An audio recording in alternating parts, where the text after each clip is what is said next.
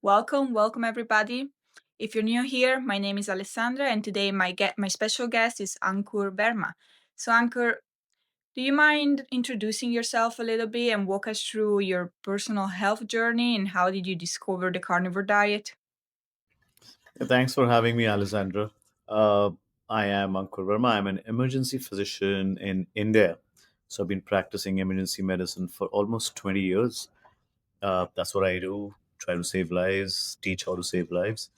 And my health journey actually started 4 years back when I saw that my triglycerides had hit 600. Right? And I had no idea. I had no idea about triglyceride to HDL ratio that time, but yeah, they were 600, and I realized that I need to cut off carbs. So I started doing that, and I got Robert Lustig's book called Metabolical, made that took me down the rabbit hole of metabolic health.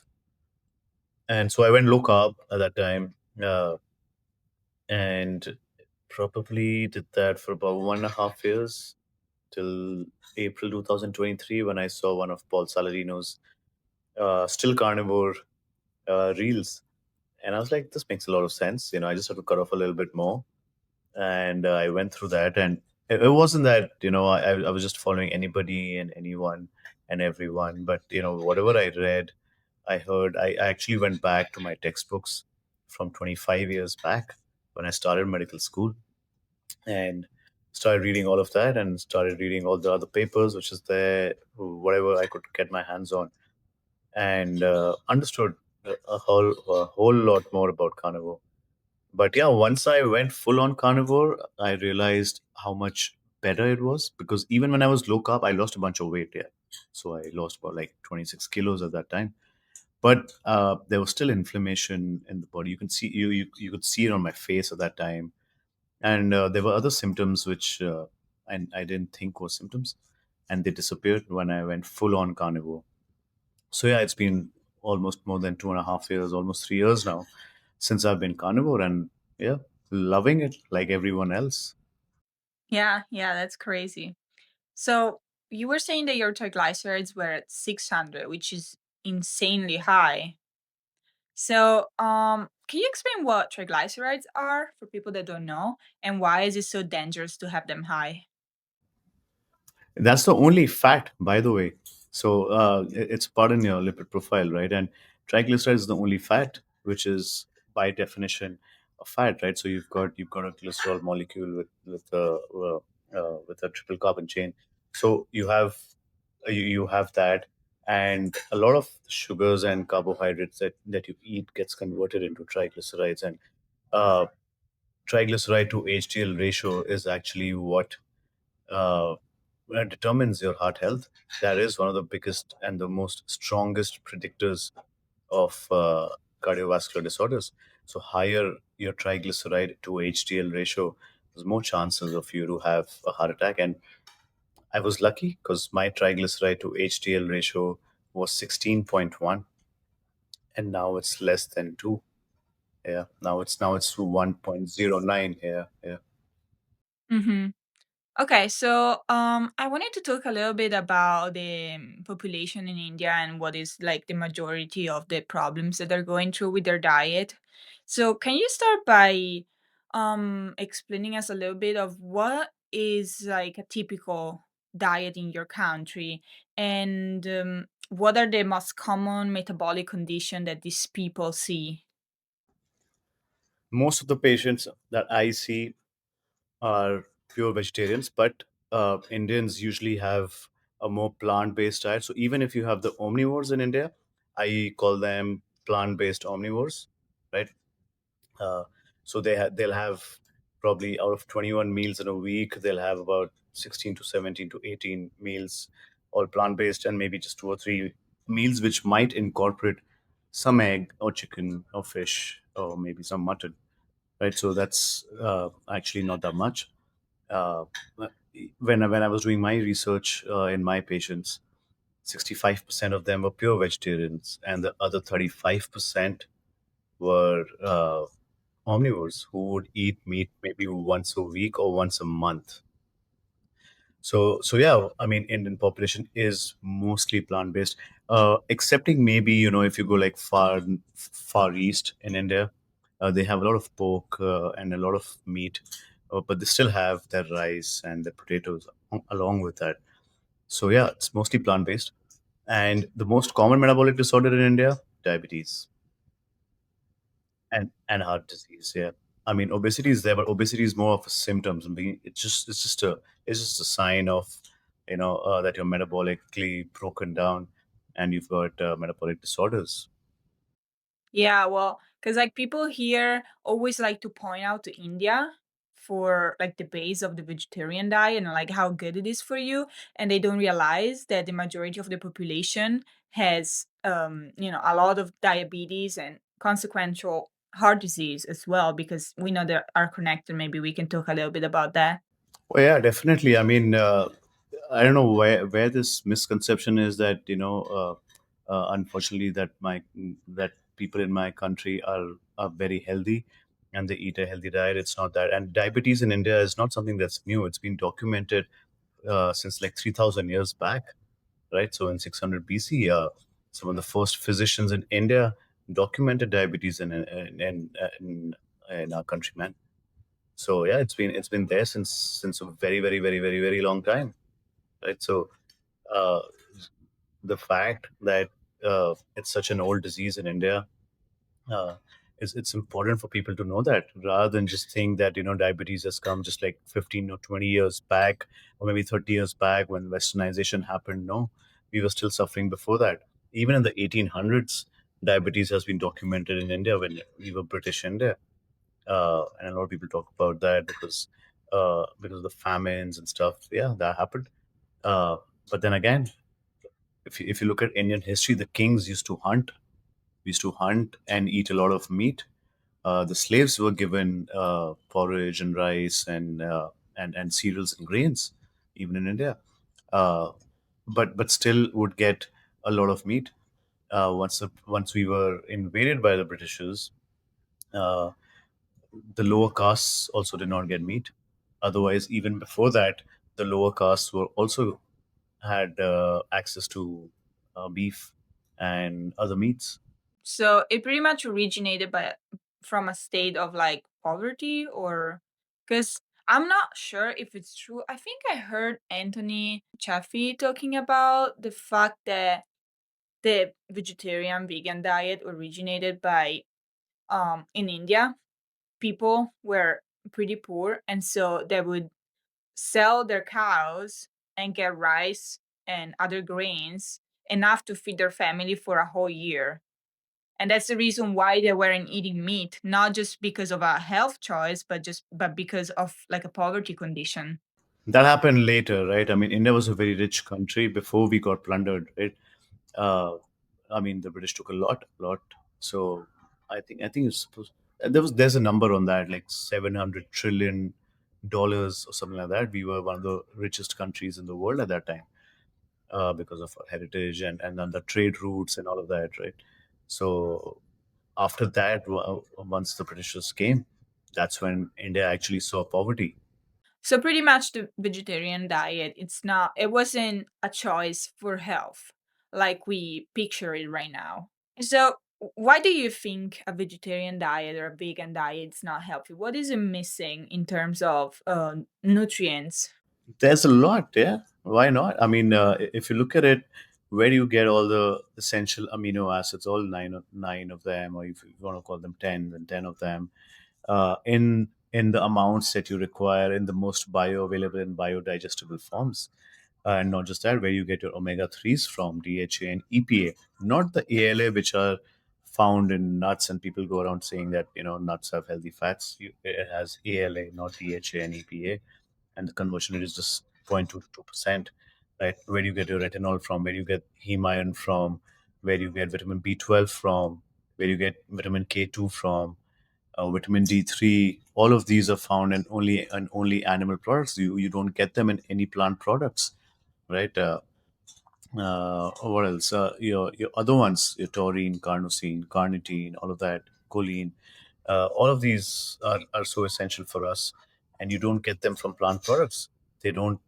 They are not a nutrient dense food where you can get all the nutrients, especially the essential ones which your body cannot make, in the most bioavailable and biodigestible forms. Right? Even iodine, you don't get them from plants. You get them from fatty fish, seafood.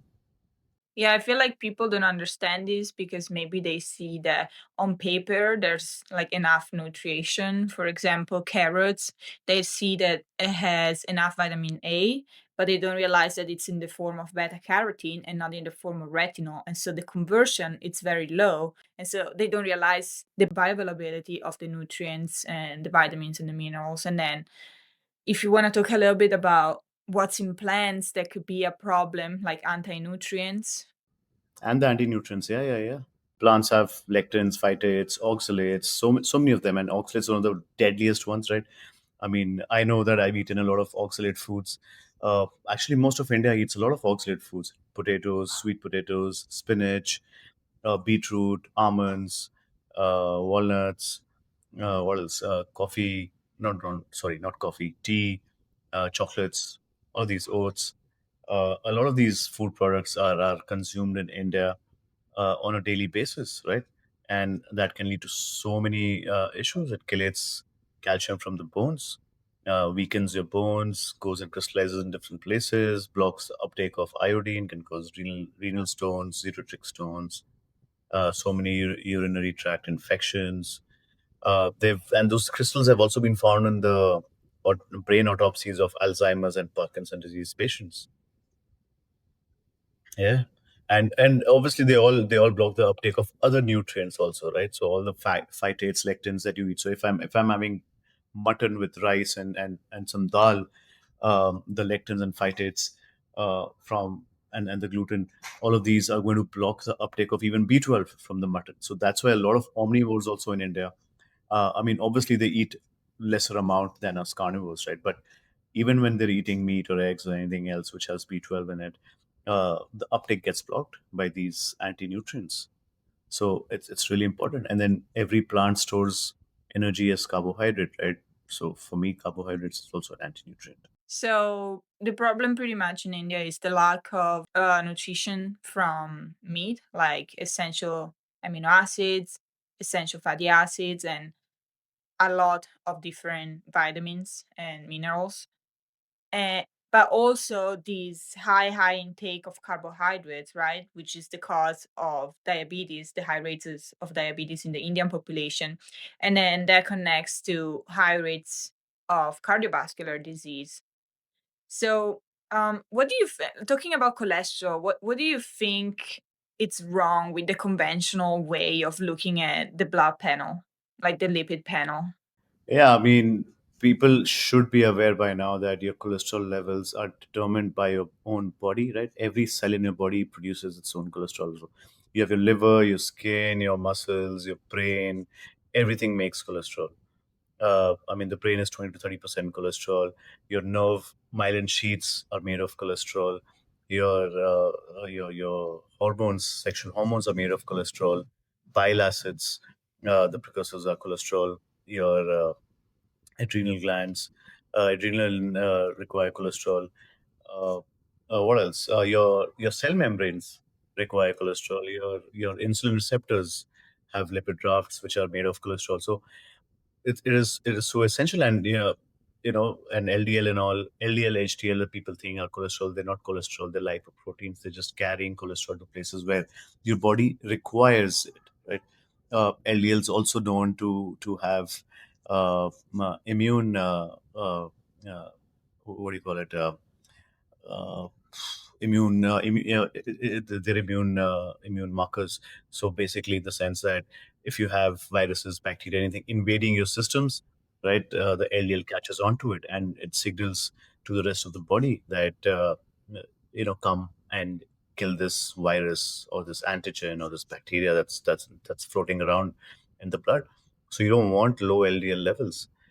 They also help in wound healing, right? And it's not just internal wound healing where people think that it's forming plaques, but even if you have external wounds, on your arms or legs or anything, you got hurt, and it you bleed over there, and then it clots, then it forms a scab, That scab slowly tightens, and you've got fresh tissue, which is called granulation tissue, growing up in the wound and making new skin.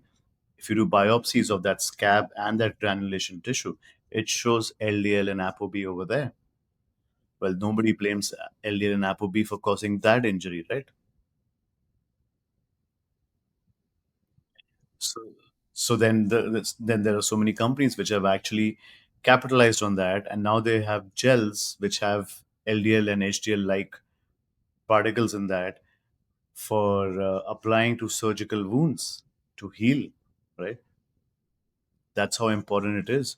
So, I mean, people having this notion that cholesterol is going to cause injuries to your arteries, that's not going to happen. I mean, if you take your blood samples and your lipid profile from your veins, but your veins never get plaques. Why?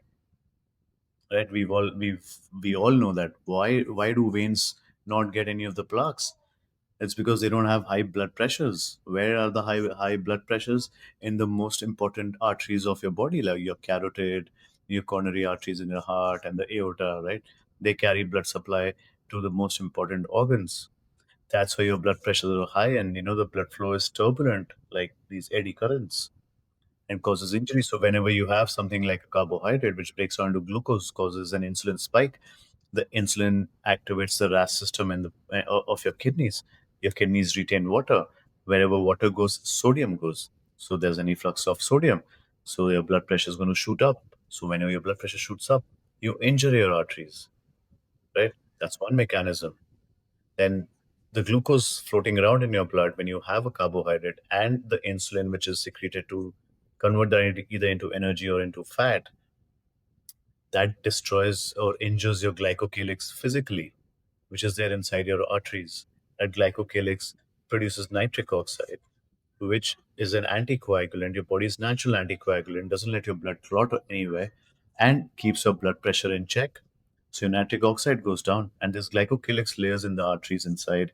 They protect substances from entering into the vessel walls. Only when the glycocalyx is injured will things be able to enter into the arterial wall, right? And then what's injuring it, like I just told you, the sugar and the insulin and the blood pressure spikes. They directly injure the glycocalyx. That's what's the cause. Then you have all of these defense mechanisms coming into play to go and heal that injury.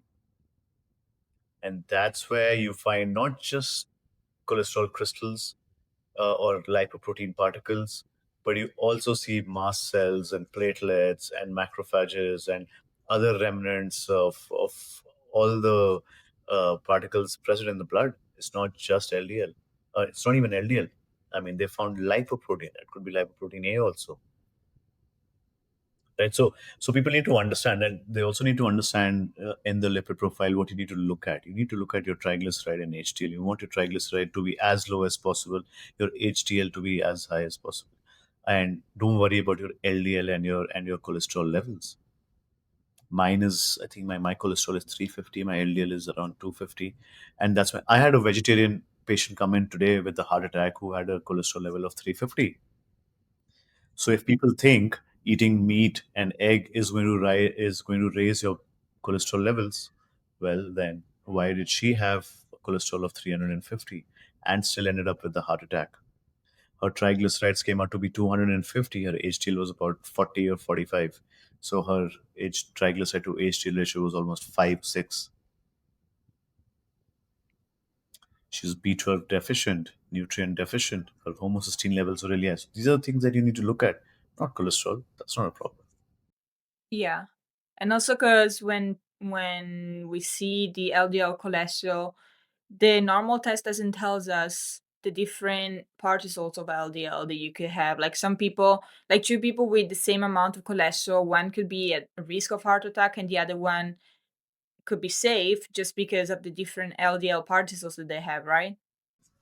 So you have something that people call the small dense particles and the big fluffy LDL particles, right? The particle sizes. So I mean, if you're metabolically broken and you have a lot of inflammation in your body and you're having a lot of carbohydrates, then your small dense LDL particles are the ones which increase in numbers, and the big fluffy ones actually go down. But there's still a lot of talk going on about this, regarding if this is actually true. So because if you're metabolically fit, so a lot of people are also doing a lot of research on like oxidized LDL, right? So how does the LDL get oxidized? Again, is the sugars, and which causes the inflammation, the glycation of the LDL, and that's why, and the oxidation, right? And by oxidation you mean that it loses electrons. So and it can become dangerous. So if you're metabolically fit and healthy, your LDL won't matter, right? So I mean, a lot of research. So again, people then went into ApoB and ApoA1, and if you look at this, even Apo or lipoprotein little a, right? LP little a. Drug companies enough have now come up with a drug to apparently reduce your LP little a, which is genetically determined. Again, it is genetically determined what your LPA little levels are going to be. LP little a also goes and forms a clot when your artery gets injured, right? But it's very difficult to break that clot that it makes. Usually, all the clots break up. That's the body's mechanism. That it clots the blood, forms a scab, and then breaks it up. It's very difficult to break LP little a, especially when it's oxidized. Again, when it's if it's oxidized, that means that you're metabolically broken. You've got mitochondrial damage. You're eating a lot of carbohydrates, uh, and it's causing harm. But apparently, one of the drug companies has come up with some new drug which is supposed to lower your LP little a. What's that going to tell people?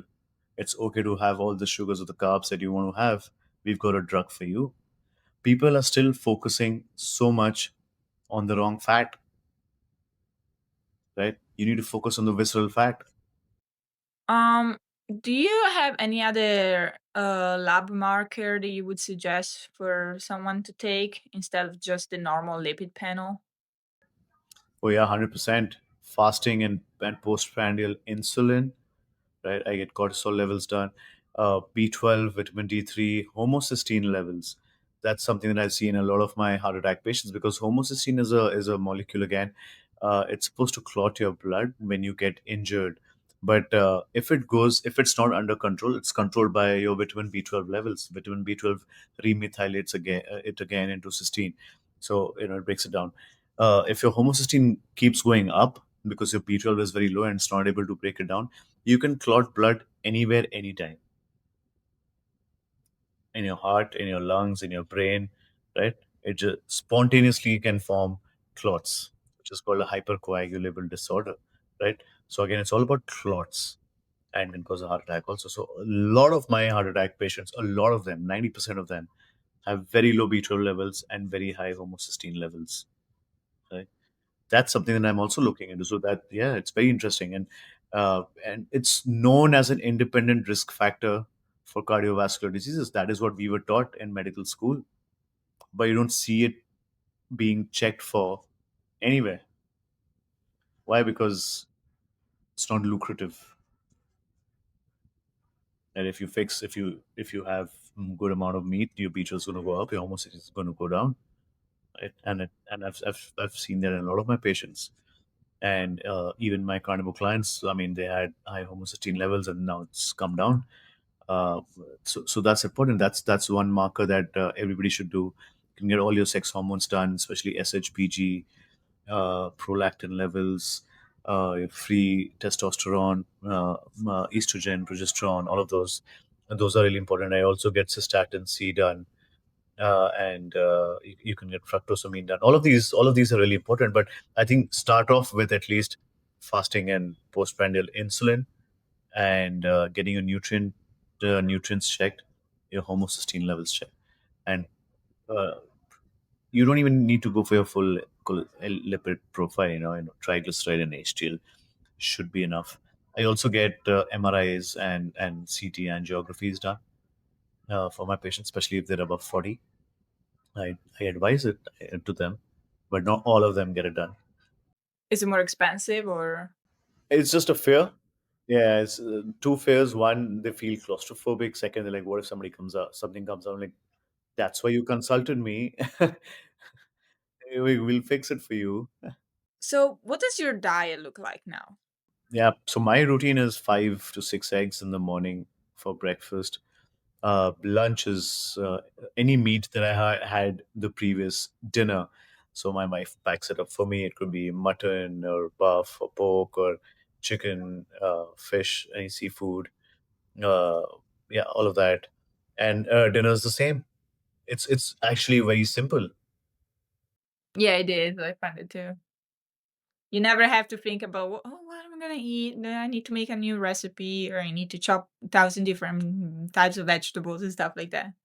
Yeah. Do you practice or recommend any fasting? I fast once a week for 24 hours just to reset my body and feel good. That's the time when I go into full blown ketosis.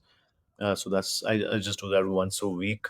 I usually any patient who comes in and starts off with carnivore, I don't put them in fasting so soon because I want them to get the nutrients filled up first because all of them are micronutrient and macronutrient deficient. By macros, I mean essential amino acids and the essential fatty acids.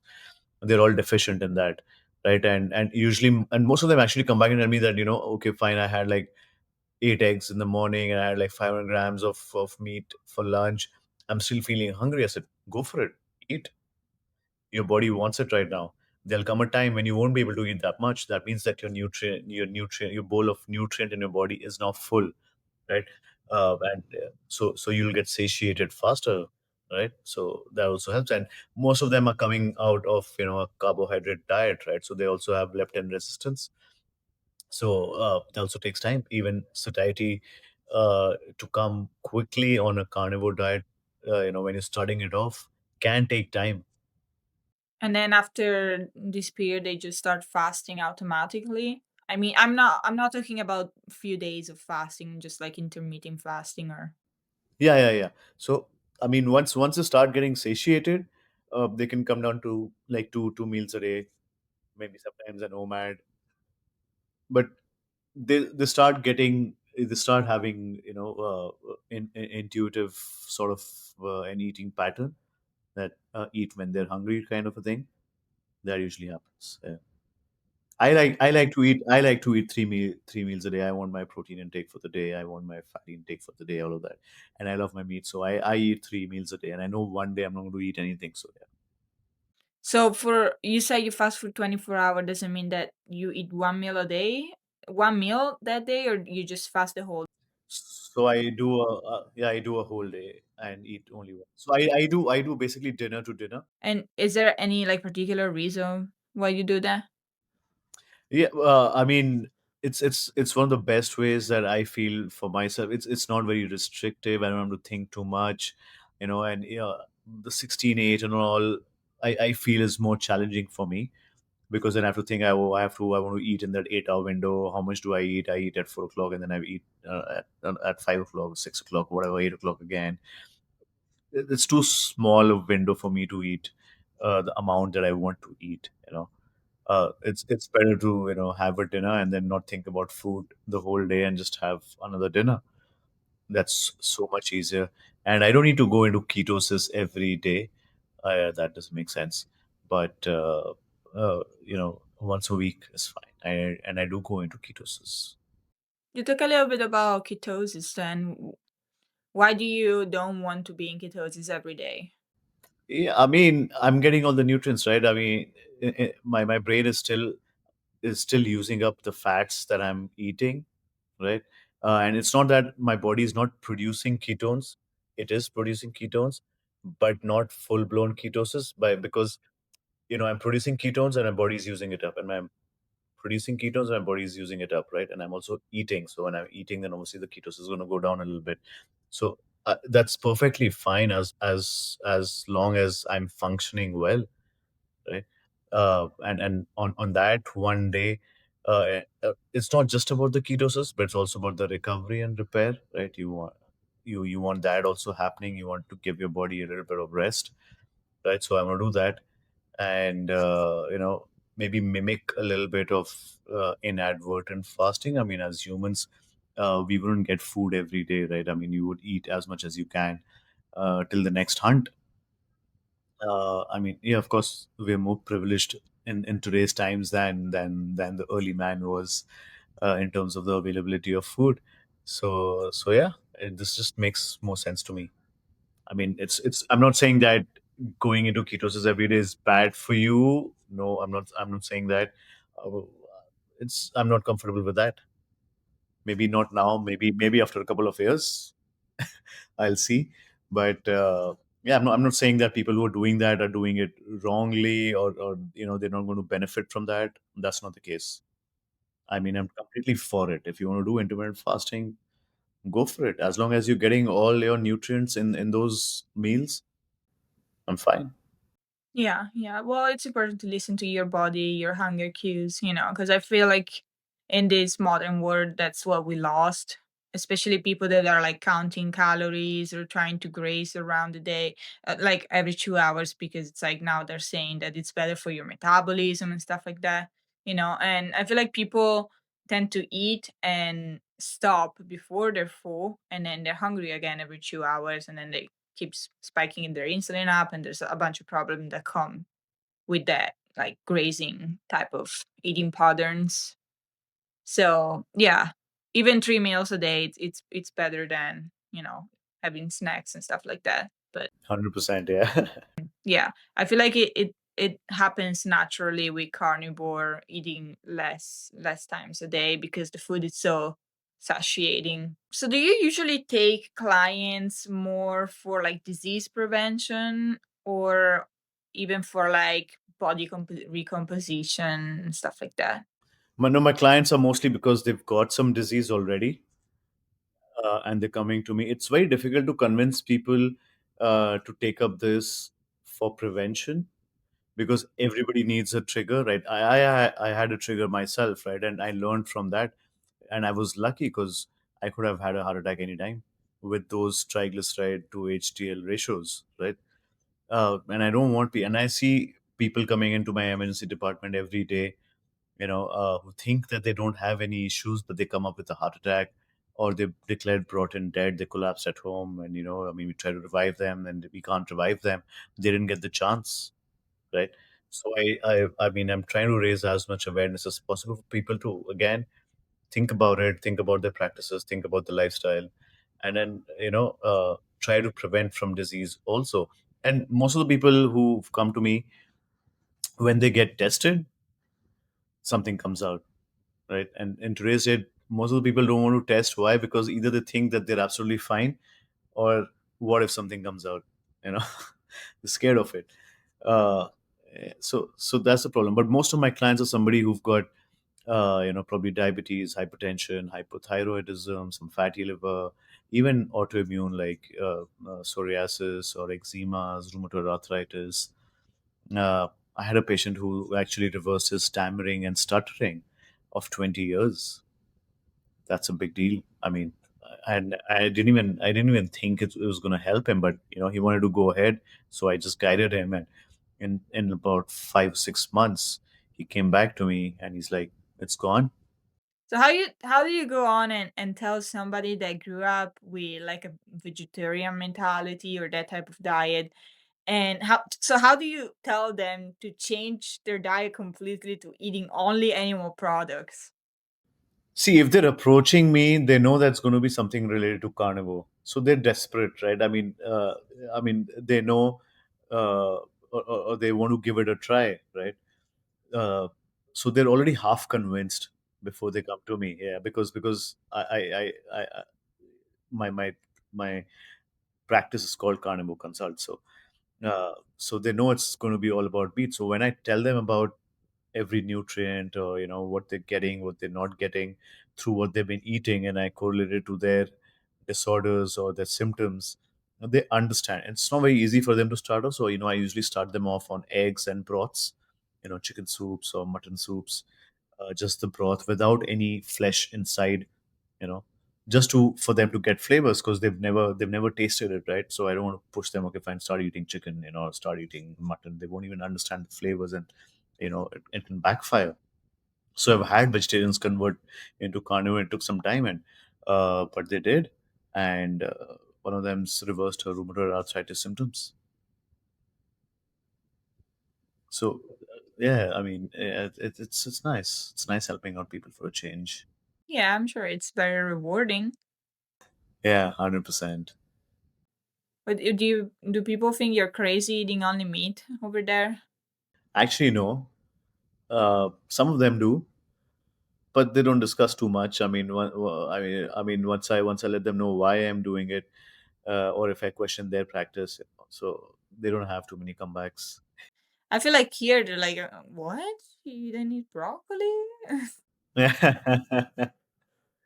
No, so in India, most of the people actually ask me what about the rice and the chapatis, because these two are like staple even for me. I mean, I've always been a meat lover, and I used to have meat almost every day, not like the usual Indian omnivores, but every day.